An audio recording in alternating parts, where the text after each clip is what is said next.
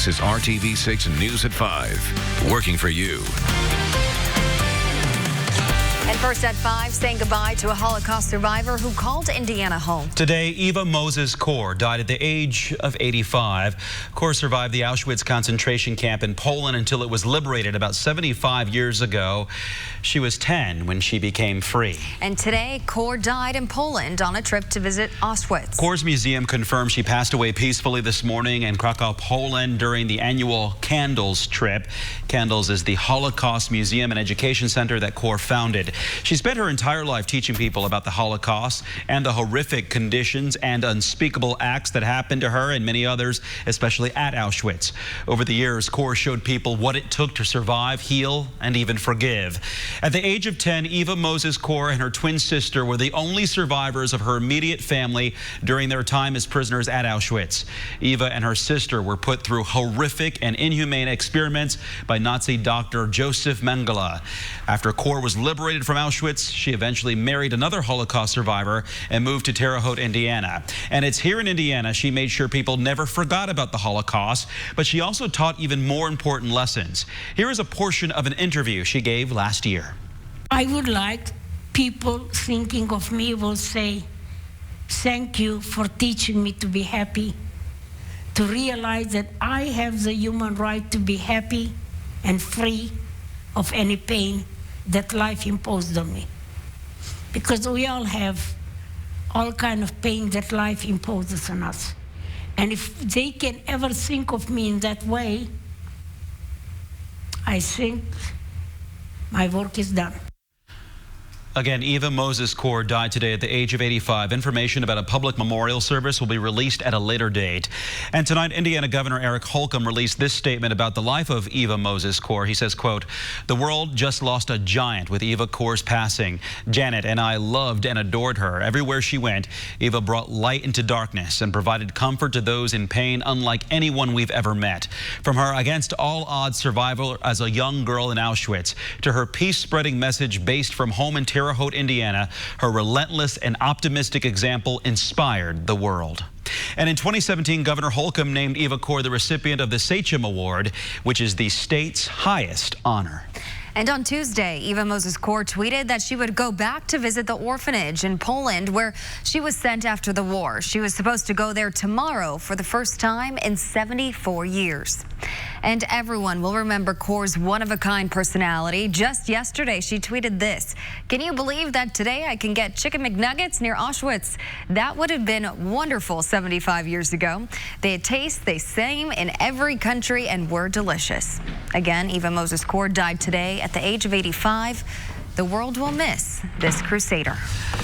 Moving now to your Storm Team 6 forecast. It's a hot and humid 4th of July, but so far it's been a dry day as we move closer to the all-important fireworks shows. Will we stay this way heading in tonight? That's the question. Chief Meteorologist Kevin Gregory is here. So, Kevin, you're tracking what's going on. What can you tell us? I would say the chances are much better we stay dry than get wet. That's the good news. There's been a lot of sunshine today. Yeah, there has. Very few thunderstorms around central Indiana. We're at the Carmel Fest Parade today. Love that flag. It is giant. The picture does not do it justice, but that with the blue background, just a stunning afternoon. It's warm. 88 was our high temperature today, and many spots still sit around 88 degrees. We have to go to find showers and thunderstorms, which is good news. They're not in central Indiana right now. Head to the southwest of Sullivan and Vincennes. You can see them blossoming in Illinois. I think it becomes less favorable in the Hoosier State. These are moving to the east at about 15 to 20 miles per hour. We will have the risk for isolated thunderstorms tonight, so keep that in mind. 88 is our temperature. Feels like 92. Peru and Muncie both in the lower 90s right now. We'll hear from Brad Brown in a little bit out at Victory Field. You get two fireworks shows, the one at Victory Field and then the big one at 10 o'clock downtown. Isolated thunderstorms possible this evening. Temperature still very warm. 9 o'clock, we're at 84, close to 80 at 11. It's a bargain there, two of them tonight. Thanks, Kevin. We talk a lot about the potential of dangers of fireworks, but the National Weather Service says you really need to be weather aware too. The agency says the 4th of July is historically the deadliest day from lightning. So if you see lightning or hear thunder, make sure you quickly get indoors. The death of a dog chained up in his own backyard is prompting changes in how the city of Indianapolis handles complaints about animals in distress. Tonight, a West Side homeowner is blaming pets owners and the city's delayed response for this dog's death. Call 6 Investigates. Kara Kenny is digging into what happened and what you can do to help. And we should warn you, some of the images you're about to see may be disturbing. Indianapolis Animal Care Services and the Mayor's Action Center are making changes to their procedures following the death of a dog. The pit bull mix was adopted here at the city shelter back in October 2018. Jim Honeycutt is an animal lover, so it bothered him when he noticed his neighbor's dogs tethered and tangled outside with no way to get into their doggy door. He called animal control on June 25th. No one came out. He called the city again on June 27th and then snapped this picture at 9:37 a.m. of the dogs outside in the hot sun, including Flash on the left, a pit bull mix adopted from the city animal shelter back in October. When Jim checked back at 11:01 a.m., Flash was laying down and not moving. The Honeycutts called the Mayor's Action Center and messaged the pet's owner to come home. By the time Animal Care Services responded 16 hours later, Flash was dead. The owner was cited with 3 care and treatment violations. I don't know who's in charge, but whoever's in charge needs to, fix something. Or, I mean, that's just, you shouldn't have to witness that, let alone your kids. We met up with the head of Animal Care Services, who says they have a backlog of more than 400 runs. Also, when Jim called the Mayor's Action Center, the MAC emailed an IACS supervisor rather than calling. By the time that she got that email and updated the run status or priority to a higher priority, unfortunately, the dog had already passed away. So we have had conversations with the Mayor's Action Center on how we can address that issue in a more timely manner. When someone adopts an animal from the city shelter, they get a packet of information. Inside is a copy of the city's care and treatment ordinance. Violators can face a fine of $25,000 to $2,000 per violation.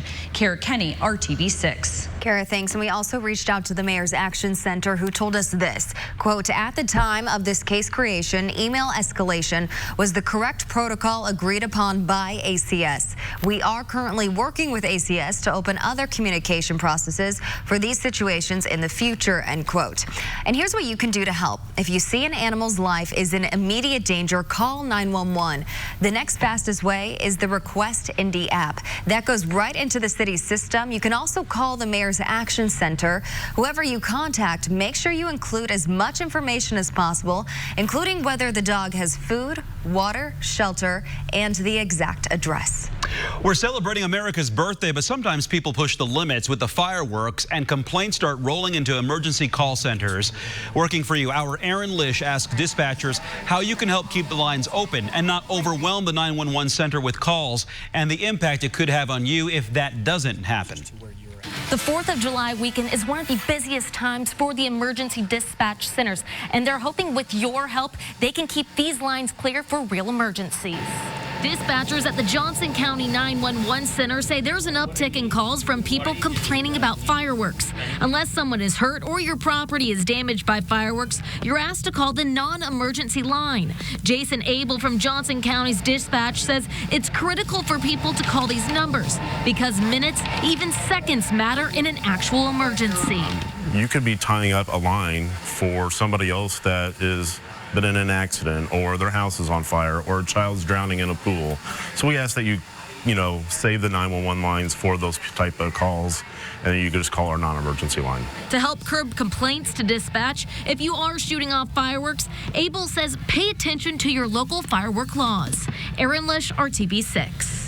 For Marion County, if there's a firework complaint, you can call 311 from your cell phone. But on landline, you need to dial 317-327-3811. Again, that's 317-327-3811. Of course, call 911 for real emergencies. For non-fireworks emergencies in Johnson County, you can call this number. It's 317-736-5155. Again, that's 317-736-5155. That's for all phones, cell phones, and landlines. It wouldn't be 4th of July without some action at Victory Field. The Indianapolis Indians are home tonight against the Toledo Mud Hens, and there is a lot going on, especially with the fireworks show after the game tonight. RTV6's Sports' Brad Brown is live at Victory Field with a look at what you can expect this evening. Hey, Brad. Mark and Amanda, the party's already begun here. They open the gates at 4:30 this afternoon, and as Kevin mentioned at the top of the show, there's actually a double dose of fireworks, and people are still walking into the lawn out here right now. They'll have fireworks after the game, and then, of course, great seats for the big 10 p.m. show downtown here. Photographer Jake Weller. I'm going to walk, and he's going to pan, and we're going to show you. There's already several thousand people. This is the left field lawn that we're in out here. They started lining up outside before 4:30. They got the blankets down, the coolers are open, the sunscreen and the bottled water are already out, and they're going to surely enjoy the night here as the Indians get set to take on Toledo. Big night for Indy as one of their top pitchers will be on the mound. It is All-Star Mitch Keller that's going to go. He has been among the best in all of AAA this season. A 6-2 record, 82 strikeouts in 70 innings. He was named to the AAA All-Star team last week as well, and he'll be pitching in that game down in El Paso coming up next week. So hopefully he can put together a good one for the Indians here tonight. This is the start of just a big weekend here at Victory Field as they'll go tonight. 6:15 is the first pitch for this one, and then we'll show you the rest of the weekend.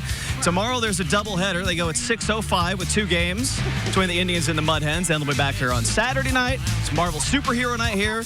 Spider-Man will be here making an appearance, and then Sunday afternoon will be the last one before the All-Star break as well, with a 1:35 first pitch in that one. I mentioned the Spider-Man Marvel game coming up here on Saturday. Check out the cool jerseys that the Indians will be wearing for this one here on Saturday night. Look at that. Spider-Man will be here signing autographs as well. How you doing, guys? Give them a wave. There you go. They'll auction these off for charity as well, part of a big weekend here. 90 degrees, I think it's hotter in the lawn. We'll see. It's a beautiful night right now. We'll talk more about the Indians and another All-Star coming up tonight on the news at 6, and I guess we'll save you a seat on the lawn. By the way, this game is sold out, though. Standing room only tickets will be available at 6:15. If you're coming downtown, get here now. Parking's almost nearly full on this end of everything. It should be a fun night here with the Indians. We'll see you back here at 6 live at Victory Field. I'm Brad Brown for RTV6 Sports. Brad, looks like you have a good spot. We'll still head at 5:30 on RTV6. Great beer comes from great water. Now breweries are trying to save more of that water without compromising the taste of the beer. How it works and what you can expect from your beer in the future. But first, there's a lot you don't know about electric scooters like the ones you find downtown. What you need to read the fine print for before you rent one. And yes, I do. I have a special code for the special day. We'll talk more about that. Thunderstorm chances will increase tomorrow and through the weekend. All those details are straight ahead. Toyota, let's go places. You're watching RTV6 News at 5. Investigators say they believe alcohol was a factor in an early morning crash that left a Hancock County woman dead. A 2-vehicle crash killed 44-year-old Rachel Thomas of Wilkinson. The incident happened around 12:45 this morning on State Road 234, just about 6 miles north of Greenfield. Police say a woman behind the wheel of a Mini Cooper crossed the center line and slammed into another vehicle. 44-year-old Rachel Thomas was a passenger in that second vehicle. She died at the scene. 3 other people in the car with Thomas were hurt. The driver of the Mini Cooper and a passenger in her car suffered minor injuries. That driver was arrested on a preliminary charge of OWI causing death. And Fort Wayne police say this man tried to snatch a baby boy from his mother's arms until 2 bystanders pulled him away. Police say 45-year-old Scott Russell of Fort Wayne was charged this week with felony kidnapping, battery, and misdemeanor battery. Investigators say the woman was sitting in a medical clinic waiting room last week when Russell walked up to her and grabbed the baby boy. They say the woman screamed and began kicking Russell, and a second woman and a man also in the waiting room pulled Russell away. The infant suffered scratches. Russell told an officer he was angry with the world. If you spend time in downtown Indianapolis, you can see that more and more people are using electric scooters. Our Scripps team spoke to an attorney who tells us you should read the fine print before renting one of those scooters. Scooters can travel at speeds up to about 15 miles per hour. That's fast enough to cause serious injury if you crash. But before you rent an e-scooter, you must accept a user agreement. So that limits your ability to recover against the company if you do get injured or if somebody injures you on a scooter. Karina Perez, a personal injury attorney, suggests that you check your insurance policy and ensure at a minimum you have uninsured or underinsured motorist coverage. Scooters don't qualify as cars to cover for your own car insurance coverage. So unless you have health insurance, there's not a lot of ways that you can protect yourself if you're in an accident involving a scooter. Bottom line, if you get on a scooter, you need to know the risks and make sure you have some sort of coverage in case you get into an accident, and also drive carefully. Indianapolis is getting ready for a huge 4th of July celebration of its own. Tonight is the Downtown Freedom Blast. I want to give you a live look downtown in just a bit. Tens of thousands of people will gather downtown to watch the extravagant fireworks celebration. Festivities start at 6:30 on the Indiana War Memorial Grounds. The fireworks launch at 10 p.m.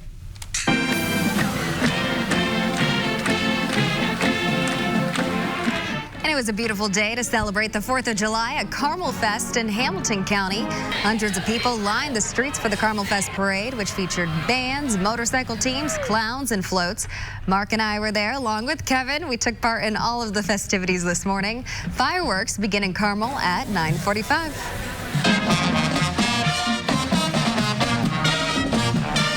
And another big parade today, this one in Lawrence during 4th Fest also happening. Today, a car show, a fish fry, live music, and more.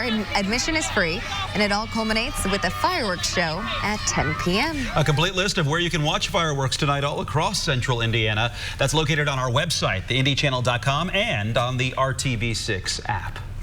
The fictional town of Hawkins, Indiana is back on Netflix with season 3 of Stranger Things premiering today. Will Byers and the whole gang is back with all the mysteries and secrets.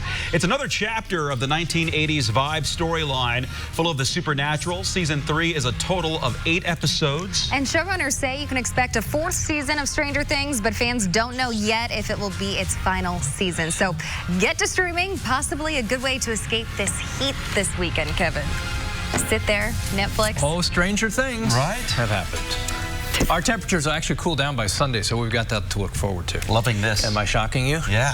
So on Facebook, I posted the pictures, and Facebook folks gave me the green light to wear the red coat. They said go for it. Red coat is on. Social media tell no lies. Yeah, Valentine's Day, Christmas, what other time?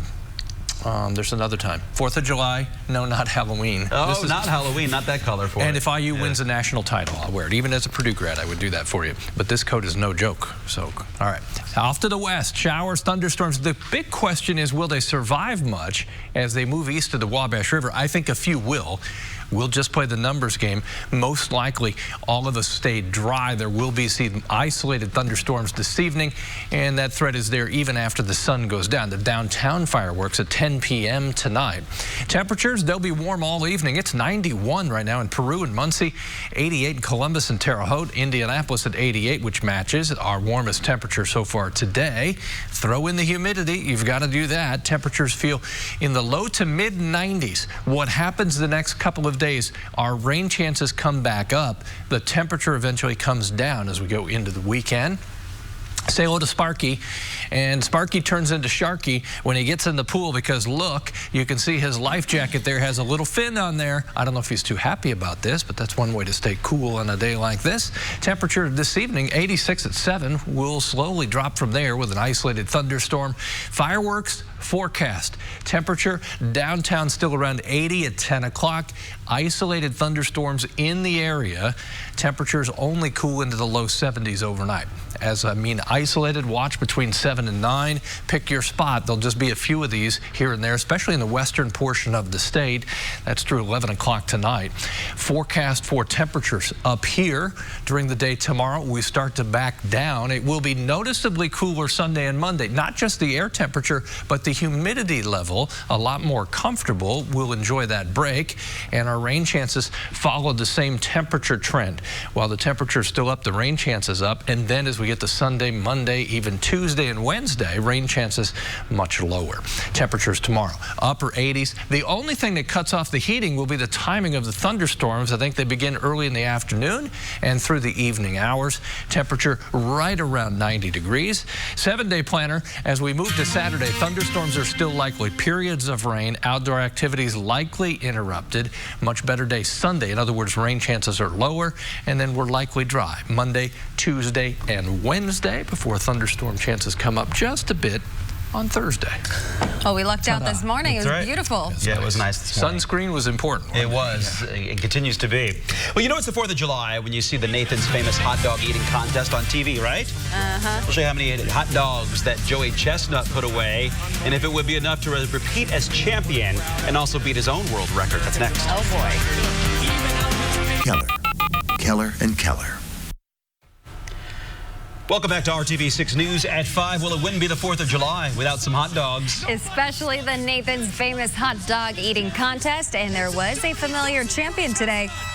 With 71 hot dogs and buns, 12 victories in Coney Island, the champion of the world, Joey Chestnut! Oh man, as you heard, Joey Jaws Chestnut ate 71 hot dogs to win his 12th title at Nathan's famous annual July 4th hot dog eating contest in New York. They had to emphasize the hot dogs plus the buns. Right. Chestnut faced 17 opponents there and topped them all. However, he didn't break his own record of 74 hot dogs set last year. Afterward, Chestnut said he was disappointed to not break his record, but planned to try again next year. Well, of course. Why not? Of course he'll be back. Oh, man. Coming up all new at 6 o'clock here. It may be fun for you, but tonight's fireworks will be stressful and challenging for some veterans.